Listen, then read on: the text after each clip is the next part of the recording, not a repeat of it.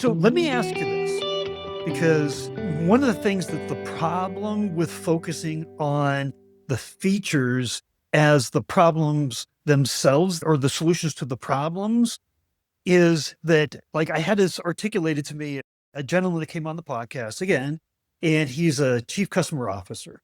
His ICP was CISO's, chief information security officer. So he was talking with the CISO, and that CISO had just purchased an important part of his tech stack. And he said, we looked at 14 different companies, we put an RFP out, and he said, Steve, every single one of them came back and all 10 parameters that their product had to meet in the RFP, every single one, check the box, we do it. It's this like sea of sameness. If you compete on product, especially with ChatGPT writing code now and everything, like the fact that you're going to compete on product and feature set, even if you came up with the most innovative feature set, it is a short-lived differentiation strategy.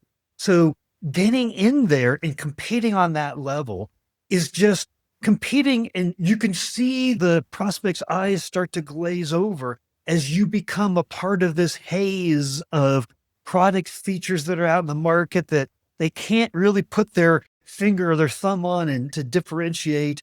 You put yourself into the crowd. And usually there's one person who drives it. Like there's one vendor is the guys, Chris Lockhead and that whole grouping category creation will tell you, the category king wins 80% of the spoils. And so if you're one of the 20% chasing, you get what I call stuck in launch. Like you're always launching the next feature and it's always the next feature that's going to change the dynamics. And it's the next thing and the next thing. And you're in this endless loop of feature, feature, feature, feature. Oh, if we just had this, if we just had this. Versus saying, look, I can't compete again in 100% of these deals, but I can compete in 20 of them really well. And now what do I build? What problem do I solve in a differentiated way? So I win 9 out of 10 of those.